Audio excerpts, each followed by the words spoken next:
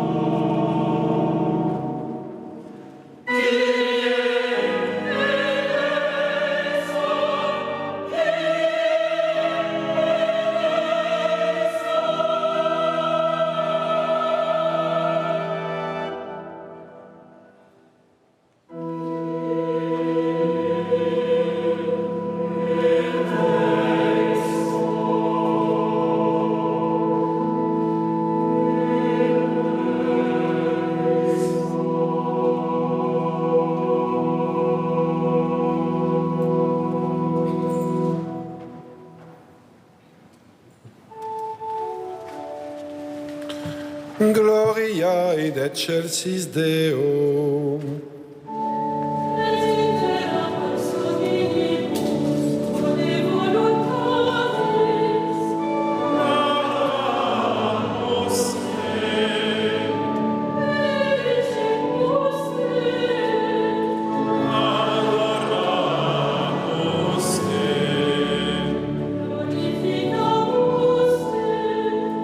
Gracias a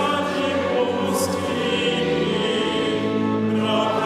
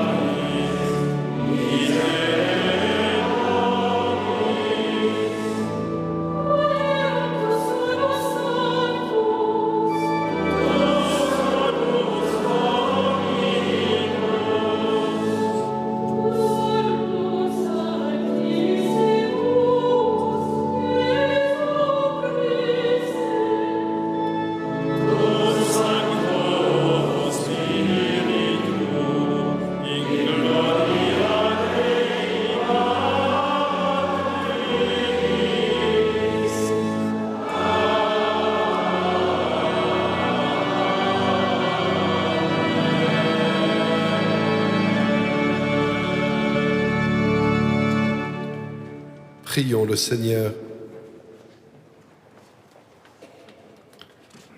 Dieu, qui est bon et tout-puissant, éloigne de nous tout ce qui nous arrête, afin que sans aucune entrave, ni d'esprit, ni de corps, nous soyons libres pour accomplir ta volonté. Par Jésus-Christ, ton Fils bien-aimé, qui vit et règne avec toi dans l'unité du Saint-Esprit, maintenant et pour les siècles des siècles. Amen.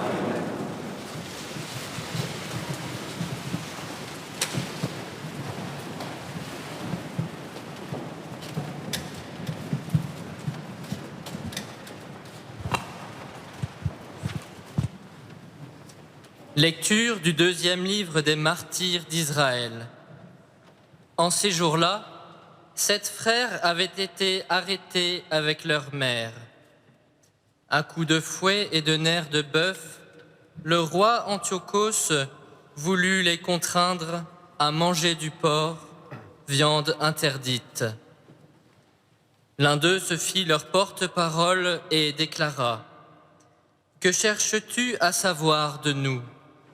Nous sommes prêts à mourir plutôt que de transgresser les lois de nos pères. » Le deuxième frère lui dit, au moment de rendre le dernier soupir : « Tu es un scélérat, toi qui nous arraches à cette vie présente, mais puisque nous mourrons par fidélité à ces lois, le roi du monde nous ressuscitera pour une vie éternelle. » Après cela, le troisième fut mis à la torture.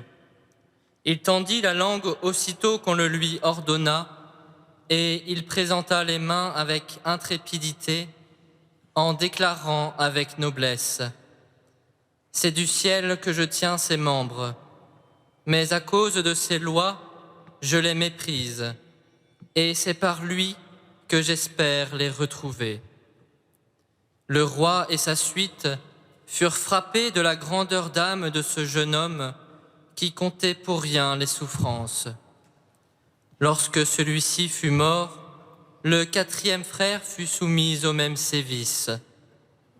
Sur le point d'expirer, il parla ainsi : « Mieux vaut mourir par la main des hommes quand on attend la résurrection promise par Dieu, tandis que toi, tu ne connaîtras pas la résurrection pour la vie. » Parole du Seigneur.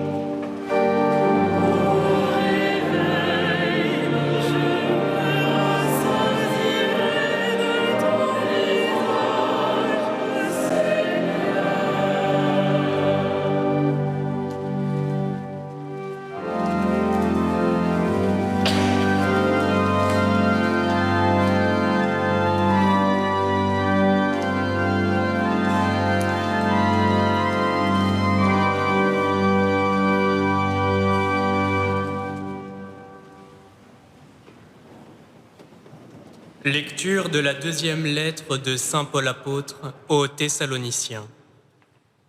Frères, que notre Seigneur Jésus-Christ lui-même et Dieu notre Père qui nous a aimés et nous a pour toujours donné réconfort et bonne espérance par sa grâce, réconforte vos cœurs et les affermisse en tout ce que vous pouvez faire et dire de bien. Priez aussi pour nous, frères, afin que la parole du Seigneur poursuive sa course et que partout on lui rende gloire comme chez nous. Priez pour que nous échappions aux gens pervers et mauvais, car tout le monde n'a pas la foi. Le Seigneur, lui, est fidèle. Il vous affermira et vous protégera du mal. Et dans le Seigneur, nous avons toute confiance en vous. Vous faites et continuerez à faire ce que nous vous ordonnons. Que le Seigneur conduise vos cœurs dans l'amour de Dieu et l'endurance du Christ. Parole du Seigneur.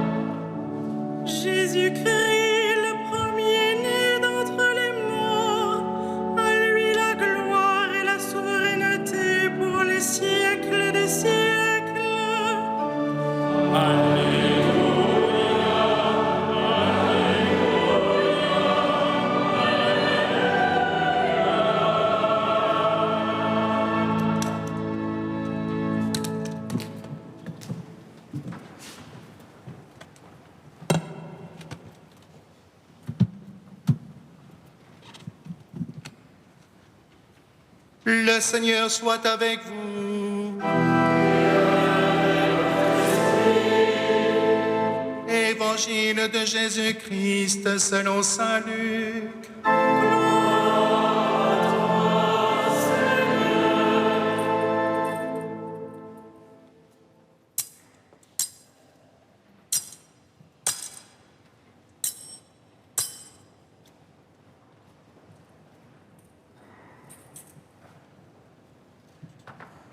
En ce temps-là, quelques Sadducéens, ceux qui soutiennent qu'il n'y a pas de résurrection, s'approchèrent de Jésus et l'interrogèrent.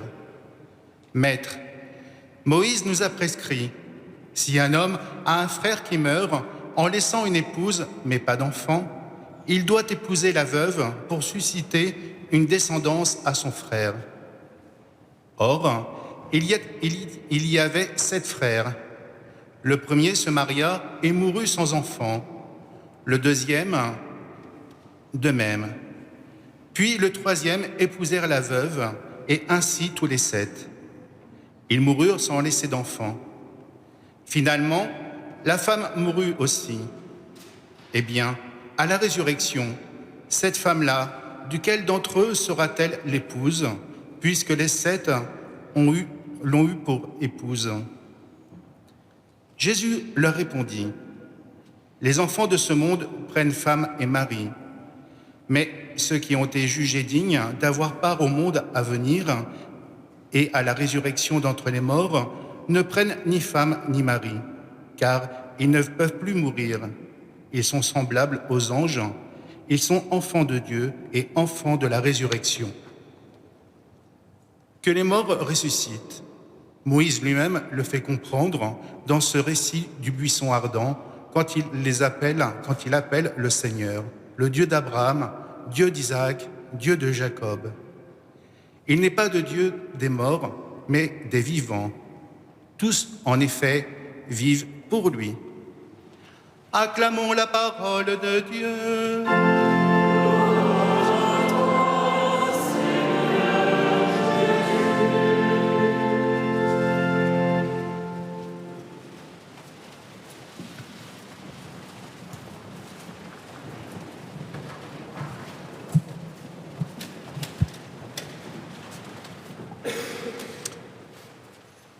des héros nationaux. Oui, frères et sœurs, nous avons entendu à l'instant même le récit de la mort par le martyr de ses frères qui sont pour Israël des héros de l'histoire politique, mais aussi des héros de l'histoire spirituelle. Et en ce soir, veille du 11 novembre et de la commémoration de la Première Guerre mondiale, nous savons bien, les uns comme les autres, ce que représente comme poids dans une histoire, comme valeur dans une histoire, le sacrifice de vie humaine. Ces 7 frères, dont depuis plus de 2000 ans, les enfants d'Israël ne cessent de rappeler le martyr, qui sont pour les plus jeunes comme les héros de leur enfance ou de leur adolescence. Ces 7 frères, ils sont pour nous aussi, dans cet héritage, des témoins de la foi. Alors, lorsque Jésus est interpellé par ces Sadducéens un jour à Jérusalem, et que ces mêmes Sadducéens, héritiers de cette foi, héritiers de cette histoire, pour l'interroger et le mettre à l'épreuve, reprennent l'histoire des 7 frères, il y a quelque chose de paradoxal. D'un côté, le livre des martyrs nous montre la fécondité du sacrifice de ces 7 hommes qui, plutôt que de renier leur foi, plutôt que de renier leur père, plutôt que de renier leur Dieu, ont préféré, encouragés et portés par les prières de leur mère, faire le sacrifice de leur vie. Et de l'autre, 7 autres frères, tous stériles, sans descendance, qui se succèdent auprès de la même épouse, dans une tentative de ridiculiser ou de rabaisser l'espérance de tout un peuple, car les Sadducéens, eux, ne croient pas à la résurrection. Oui, il y a dans ces 2 fratries qui nous sont en ce dimanche soir exposées la place pour que nous méditions chacun, les uns comme les autres, sur la manière dont nous souhaitons que nos vies, que nos existences soient fécondes. Il n'est pas indispensable pour cela d'avoir une postérité humaine nombreuse, d'avoir une famille fournie. Non, ces martyrs d'Israël ne sont pas réputés pour leur nombre d'enfants, ni pour la taille de leur famille.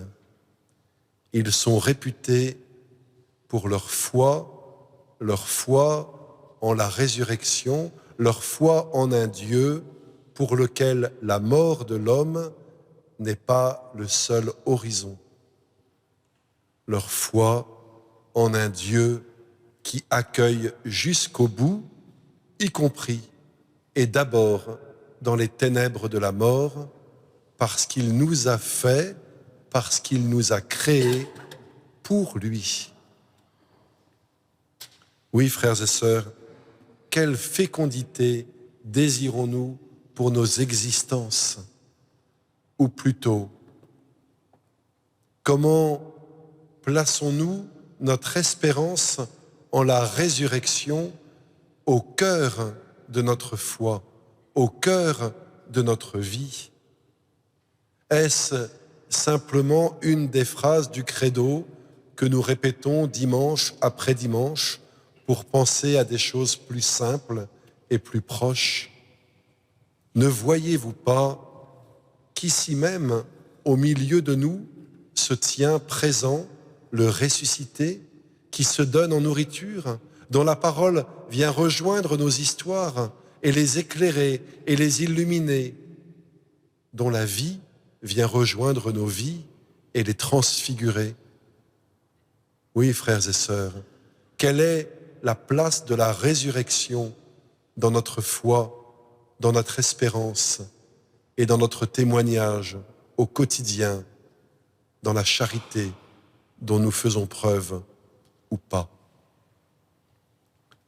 Bien sûr, en leur répondant à ces Sadducéens, Jésus les met en face de l'évidence, cette histoire de laquelle ils se réclament, ce peuple dont ils se savent membres, tout cela ne peut que les mener à lever les yeux vers le ciel, vers le Dieu d'Abraham, d'Isaac et de Jacob, le Dieu qui n'est ni le Dieu du passé, ni le Dieu du futur, mais un Dieu de présence, pour lequel chacun, génération après génération, est le contemporain.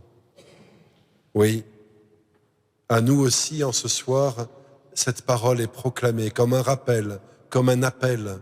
Comment témoignons-nous au quotidien de cette résurrection qui germe déjà en nous par le baptême?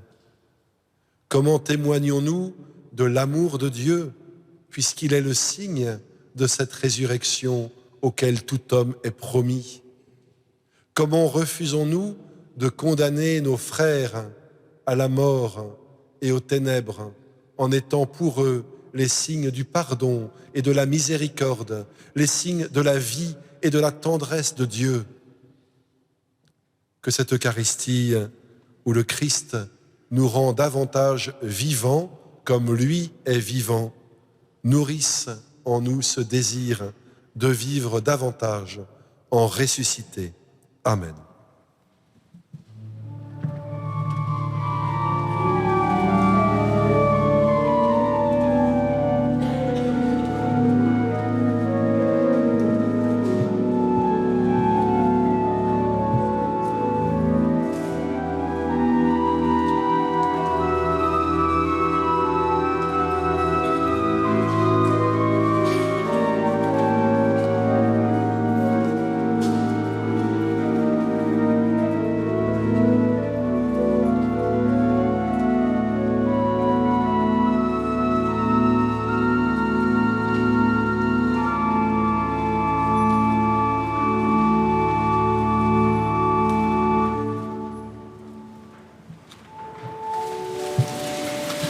Credo in unum Deum.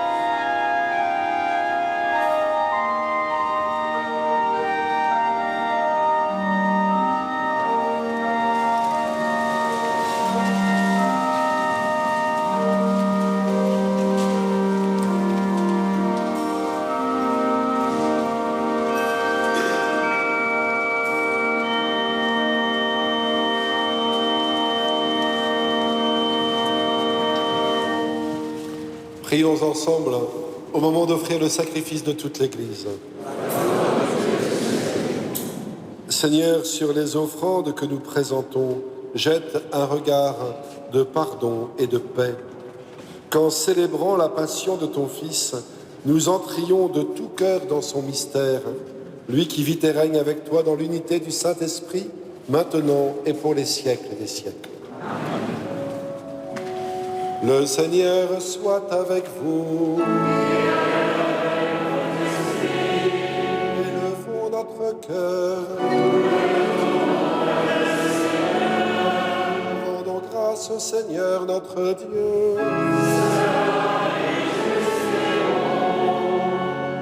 Vraiment, il est juste et bon de te rendre gloire, de t'offrir notre action de grâce toujours et en tout lieu. À toi, Père très saint, Dieu éternel et tout-puissant, par le Christ notre Seigneur.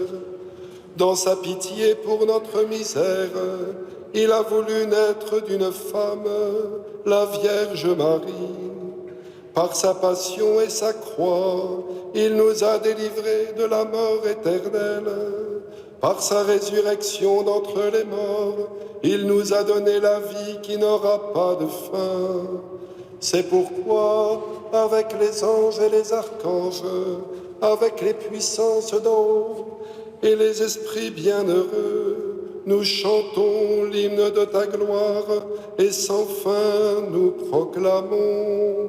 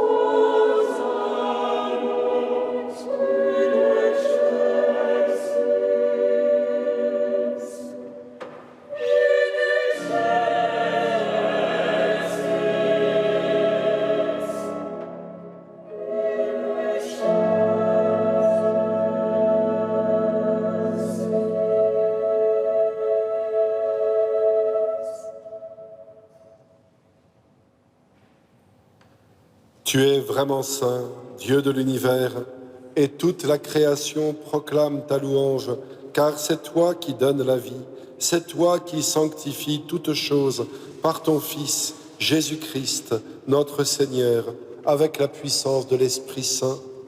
Et tu ne cesses de rassembler ton peuple, afin qu'il te présente, partout dans le monde, une offrande pure. C'est pourquoi nous voici rassemblés devant toi, et dans la communion de toute l'Église, en ce premier jour de la semaine, nous célébrons le jour où le Christ est ressuscité d'entre les morts. Par lui que tu as élevé à ta droite, Dieu Tout-Puissant, nous te supplions de consacrer toi-même les offrandes que nous apportons. Sanctifie-les par ton Esprit, pour qu'elles deviennent le corps et le sang de ton Fils, Jésus-Christ, notre Seigneur, qui nous a dit de célébrer ce mystère. La nuit même où il fut livré, il prit le pain. En te rendant grâce, il le bénit, il le rompit et le donna à ses disciples en disant : « Prenez et mangez-en tous, ceci est mon corps livré pour vous. »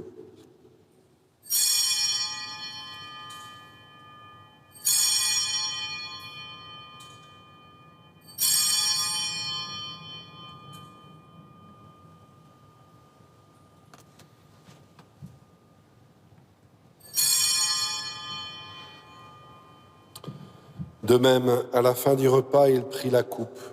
En te rendant grâce, il la bénit et la donna à ses disciples en disant « Prenez et buvez-en tous, car ceci est la coupe de mon sang, le sang de l'alliance nouvelle et éternelle, qui sera versé pour vous et pour la multitude en rémission des péchés.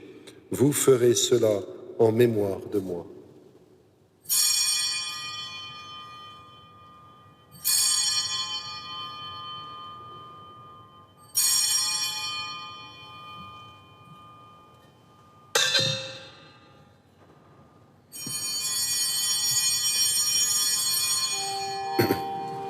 Il est grand le mystère de la foi.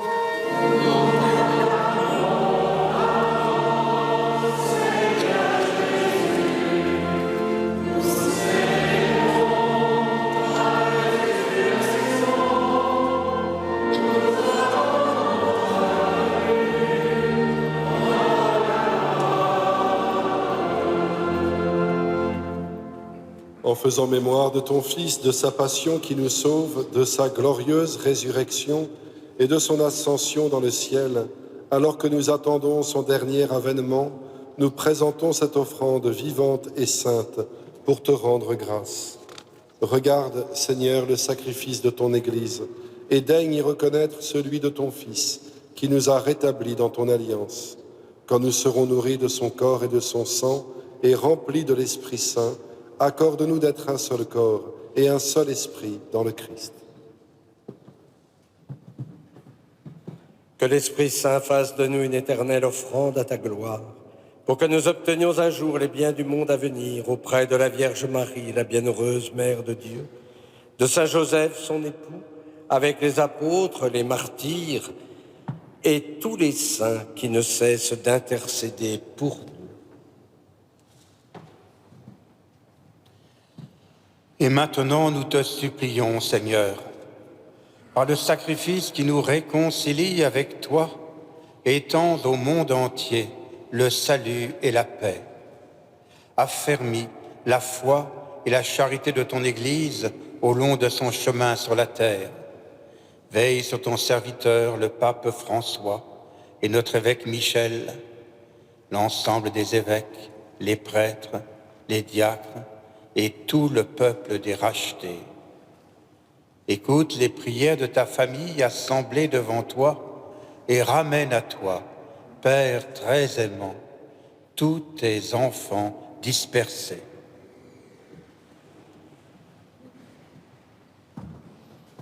Pour nos frères défunts, pour les hommes qui ont quitté ce monde et dont tu connais la droiture, nous te prions. Reçois-les dans ton royaume où nous espérons être comblés de ta gloire, tous ensemble et pour l'éternité, par le Christ notre Seigneur, par qui tu donnes au monde toute grâce et tout bien.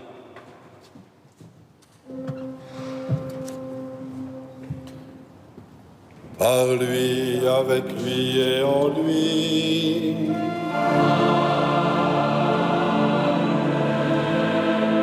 À toi, Dieu le Père Tout-Puissant, dans l'unité du Saint-Esprit,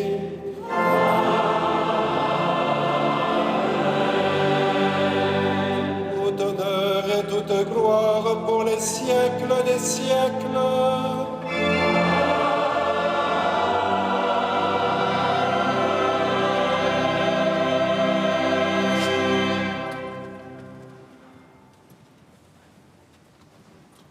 Unis dans le même esprit, nous pouvons dire avec confiance la prière que nous avons reçue du Sauveur. Notre Père, qui es aux cieux, que ton nom soit sanctifié, que ton règne vienne, que ta volonté soit faite sur la terre comme au ciel. Donne-nous aujourd'hui notre pain de ce jour. Pardonne-nous nos offenses, comme nous pardonnons aussi à ceux qui nous ont offensés. Et ne nous laisse pas entrer en tentation, mais délivre-nous du mal. Délivre-nous de tout mal, Seigneur, et donne la paix à notre temps. Par ta miséricorde, libère-nous du péché, rassure-nous devant les épreuves, en cette vie où nous espérons le bonheur que tu promets, l'avènement de Jésus-Christ, notre Sauveur.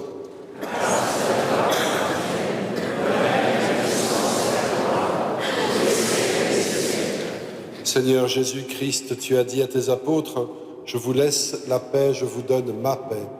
Ne regarde pas nos péchés, mais la foi de ton Église. Pour que ta volonté s'accomplisse, donne-lui toujours cette paix et conduis-la vers l'unité parfaite, toi qui règnes pour les siècles des siècles. Amen. Et que la paix du Seigneur soit toujours avec vous. Frères, dans la charité du Christ, donnez-vous la paix. La paix du Christ.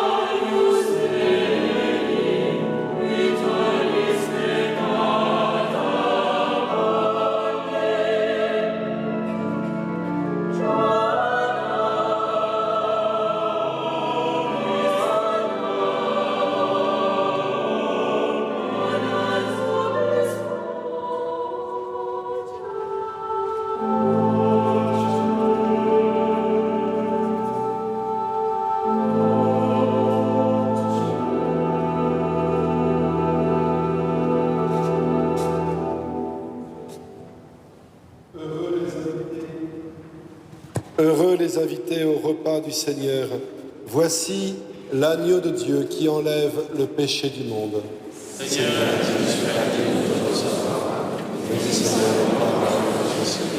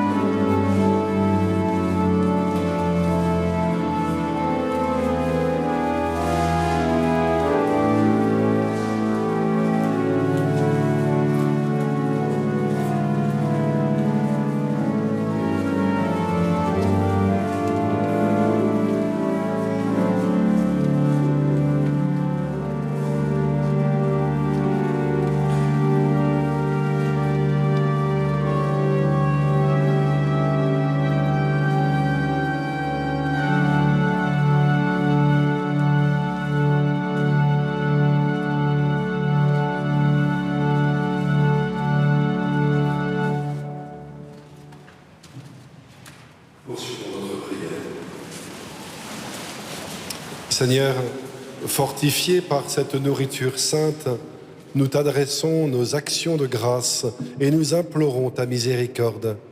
Que l'Esprit Saint fasse persévérer dans la droiture ceux qui ont reçu la force d'en haut par Jésus le Christ, notre Seigneur. N'oubliez pas d'emporter avec vous l'agenda. Je vous rappelle que demain, lundi 11 novembre, il y aura les messes aux horaires habituels, ainsi que les vêpres et en direct sur KTO. Vous avez les événements du diocèse à la page 2, avec le mardi 12 novembre, à l'église Saint-Sulpice, il y a des étudiants, et bien qu'ils se retrouvent à 19h15 pour la messe des étudiants. Et le samedi 23 novembre, toujours à Saint-Sulpice, il y aura la messe de confirmation des adultes de notre diocèse. Notez le concert, les mardis 19 et mercredi 20, le requiem de Mozart. Dimanche prochain, nous poursuivrons notre lecture des dialogues des Carmélites et nous verrons combien la grâce est là et l'angoisse est vaincue par la grâce. Nous avons eu la joie d'entendre une messe chantée par notre maîtrise, qui est une messe de Yves Castagnier, qui est notre organiste de chœur. Donc je tiens à lui dire à chaque fois combien c'est une joie de cette intériorité à la fois moderne et en même temps, nous avons eu l'impression d'être au XIIe siècle. C'est ça qui est formidable. En tout cas, merci aussi à notre maîtrise, à notre directeur et à notre organiste, naturellement, qui est au grand orgue que vous ne voyez pas, mais qui joue aussi. Donc, voilà, c'est une église comblée par la musique. Alors, pour que vous soyez totalement comblés, il ne reste qu'à recevoir la bénédiction de Dieu. Le Seigneur soit avec vous. Et que Dieu Tout-Puissant vous bénisse, le Père, le Fils et le Saint-Esprit. Amen. Allez dans la paix du Christ.